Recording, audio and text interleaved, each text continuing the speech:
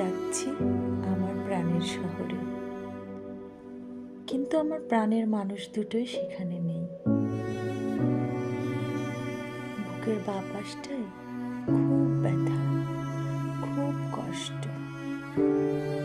কেউ আমার জন্য আর অপেক্ষায় থাকে না। আজ কেউ নেই আমার জন্য অপেক্ষায়। খুব কষ্ট, খুব ব্যথা বুকে। আব্বা মা তোমাকে খুব মিস করছি তোমাদের।